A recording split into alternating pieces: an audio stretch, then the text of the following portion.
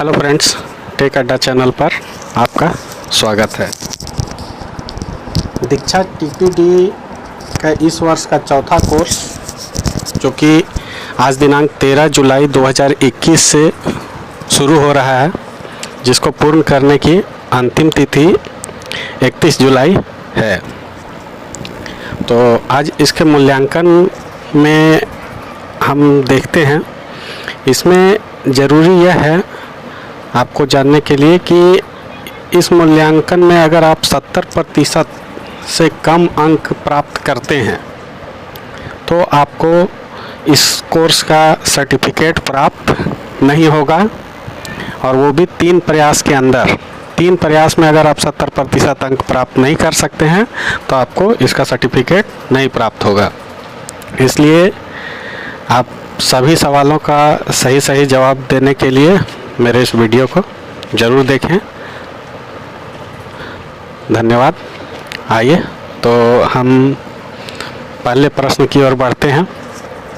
पहला प्रश्न है, कोविड-19 से बचाव के हटेगा व्यवहारों में से निम्नलिखित में कौन सा विकल्प सबसे उपयुक्त है? तो यहाँ पे 4 ऑप्शन है। पहला है भोजन, मध्याह्न भोजन के दौरान सुरक्षित शारीरिक दूरी सुनिश्चित करना। दूसरा है प्रत्येक भोजन से पहले और बाद में खाना पकाने, परोसने, खाने के क्षेत्र और सतहों को साफ और विसंक्रमित करें। तीसरा है शौचालय खंड को दिन में 2 बार साफ और विसंक्रमित करें। चौथा है सभी। तो हमारा ये चौथा विकल्प सही है, इसको टिक करके हम आगे बढ़ते हैं।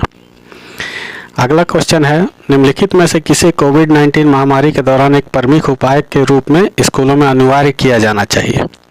तो इसमें पहला ऑप्शन है सीखने की उपलब्धि के लिए लगातार समूह बैठकें आयोजित करें।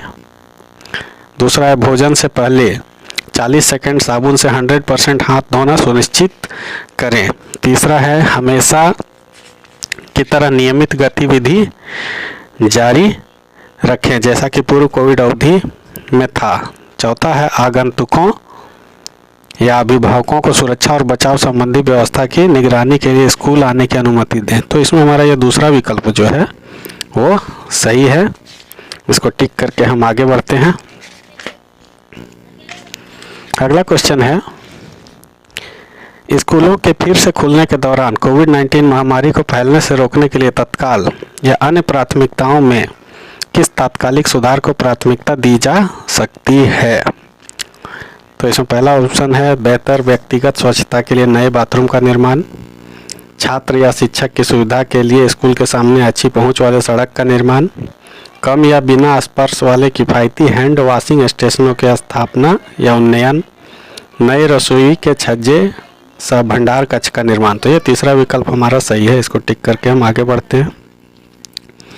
अगला क्वेश्चन है, यदि कर्मचारी या छात्र कोविड-19 जैसे लक्षण के साथ अस्वस्थ या बीमार हैं तो क्या उन्हें कोविड-19 के दौरान स्कूल आने के लिए प्रोत्साहित किया जाना चाहिए? पहला ऑप्शन है हाँ, उचित सुरक्षात्मक उपाय जैसे मास्क, दस्ताने आदि के साथ। दूसरा है हाँ, लेकिन पूरी तरह से स्कैन जांच करने के बाद।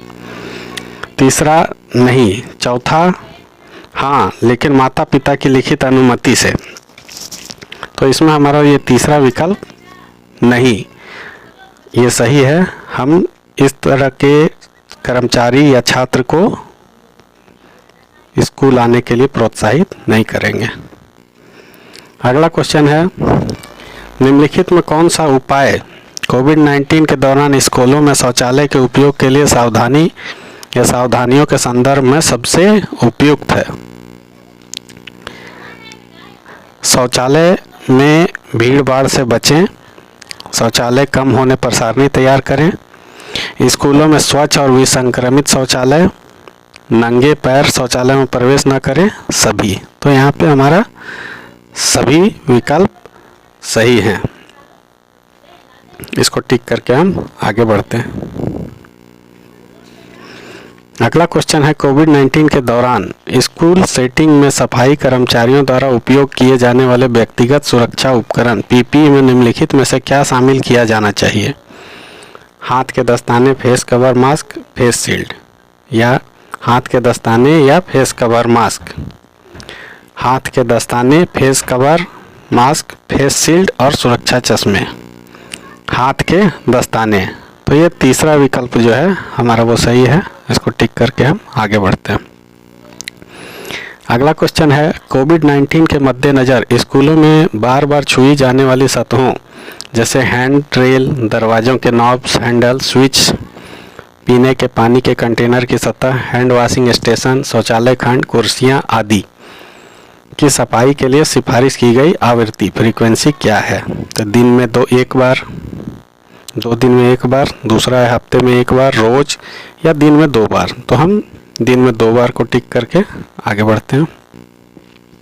अगला क्वेश्चन है, निम्नलिखित में से कोविड-19 के दौरान श्वसन स्वच्छता सुनिश्चित करने के लिए किसकी सिफारिश नहीं की गई है?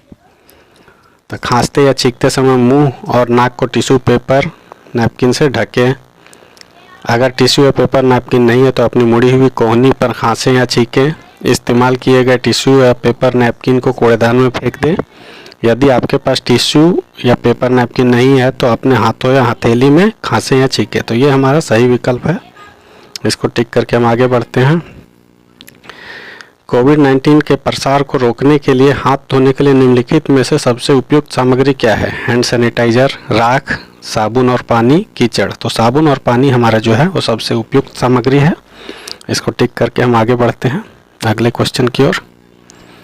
अगला क्वेश्चन है, हाथ धोने किसी व्यक्ति द्वारा प्रभावी ढंग से हाथ धोने के लिए कितनी समय अवधि साबुन और पानी से की सिफारिश की जाती है? पहला विकल्प है न्यूनतम 40 सेकेंड, दूसरा अधिकतम 20 सेकेंड, तीसरा न्यूनतम 50 सेकेंड, चौथा न्यूनतम 10 सेकेंड। तो ये न्यूनतम 40 सेकेंड विकल्प जो है वो हमारा सही है। अगला क्वेश्चन है, छात्रों या शिक्षकों या कर्मचारियों को स्कूल के संदर्भ में निम्नलिखित में से किस जगह या जगहों पर कोविड-19 के प्रसार से बचने के लिए शारीरिक दूरी का पालन सुनिश्चित करना चाहिए? हाथ धोने के स्टेशनों पर, दूसरा स्कूल के प्रवेश द्वार, निकास और भोजन, या दोपहर के भोजन के समय के बैठकों के दौरान, कक्षा में, या चौथा विकल्प है उपरोक्त सभी जगहों पर। तो हमारा इसमें उपरोक्त सभी जगहों पर विकल्प सही है। इसको टिक करके हम आगे बढ़ते हैं। अगला क्वेश्चन है, निम्नलिखित में से क्या कोविड-19 के प्रसार से बचने के लिए सुझाई गई शारीरिक दूरी है? 4 फुट, 8 फुट, 6 फुट, 1 फुट। तो ये 6 फुट जो है हमारा सही विकल्प है। इसको टिक करके हम आगे बढ़ते हैं। अगला क्वेश्चन है, निम्नलिखित में से कौन कोविड-19 के दौरान फेस कवर या मास्क के उपयोग के संबंध में सत्य नहीं है? पहला है, घर का बना मास्क भी आम लोगों के इस्तेमाल के लिए उतना ही प्रभावी और वांछनीय है। सभी लोगों को विशेषतः मास्क पहनना आवश्यक है। तीसरा है, कोविड-19 के लक्षणों वाले व्यक्तियों को मास्क पहनना आवश्यक है। और चौथा है, बिना कोविड-19 के लक्षणों वाले व्यक्ति को मास्क पहनने की आवश्यकता नहीं है। तो ये हमारा विकल्प सही है क्योंकि उनको भी ज़रूरत होता है, इसलिए ये सत्य नहीं है। आगे बढ़ते हैं हम अगले क्वेश्चन में। अगला क्वेश्चन है, कोविड-19 के प्रसार से बचने के लिए मास्क के उपयोग के संबंध में निम्नलिखित में से क्या सत्य नहीं है? पहला है, अपना मास्क लगाते और उतारते समय केवल बैंड या गांठ को स्पर्श करें। दूसरा है, सुनिश्चित करें कि मास्क आपकी नाक, मुंह और ठुड्डी को ढकने के लिए फिट बैठता है। तीसरा है, अपने अतिरिक्त मास्क को सहकर्मी के साथ साझा करें जब उसके पास नहीं है। चौथा है, यदि मास्क डिस्पोजेबल है तो उपयोग के बाद इसे निर्धारित कूड़ेदान में फेंक दें। तो ये हमारा तीसरा विकल्प जो है वो सही है। उसको टिक करके हम अगले क्वेश्चन की ओर बढ़ते हैं। कोविड-19 रोग के खिलाफ प्रमुख बचाव या प्रिवेंटिव संबंधी उपायों में से क्या नहीं है? तो गर्म पानी पीना, ये हमारा सही नहीं है। सही है, इसको टिक करके आगे बढ़ते हैं। निम्नलिखित में से कौन सा वायरस के संचरण का सामान्य माध्यम नहीं है? तो हाथों से, सतहों से, पानी के माध्यम से, बूंदों के माध्यम से। तो पानी के माध्यम से जो है वो हमारा सही विकल्प है। उसको टिक करके आगे बढ़ते हैं। अगला क्वेश्चन है, कोविड-19 और कोरोना वायरस के बारे में क्या सत्य है? तो इसमें कोविड-19 और कोरोना वायरस दोनों का एक ही मतलब है। कोविड-19 रोग कोरोना वायरस के कारण हो सकता है, कोरोना वायरस कोविड-19 रोग का परिणाम है। इन दोनों के बीच कोई संबंध नहीं है। तो इसमें हमारा दूसरा विकल्प सही है। इसको टिक करके हम आगे बढ़ते हैं। अगला क्वेश्चन है, कोविड-19 के संदर्भ में पूर्व महामारी अवधि की तुलना में सुरक्षित और स्वच्छ स्कूल वातावरण का सापेक्ष कंपैरेटिव महत्व क्या है? तो वैसा ही जैसा महामारी से पहले के दौर में था। दूसरा, महामारी से पहले की अवधि से कम, महामारी से पहले की अवधि से अधिक, या क और ख दोनों सत्य हैं। तो ये तीसरा विकल्प हमारा सही है। इसको टिक करके हम आगे बढ़ते हैं। यहाँ पर हमने टोटल क्वेश्चन 18 दिए, जवाब 18 का दिए, स्किप एक भी नहीं किए, और इसको हम अब सबमिट करेंगे। और उम्मीद है आप लोगों को वीडियो अच्छी लगी होगी, तो लाइक और सब्सक्राइब ज़रूर कीजिएगा। धन्यवाद। और उम्मीद है इस वीडियो से आपको सर्टिफिकेट प्राप्त करने में कोई कठिनाई नहीं होगी। हम सबमिट करते हैं। देखिए हमारा स्कोर 18 आउट ऑफ 18। धन्यवाद।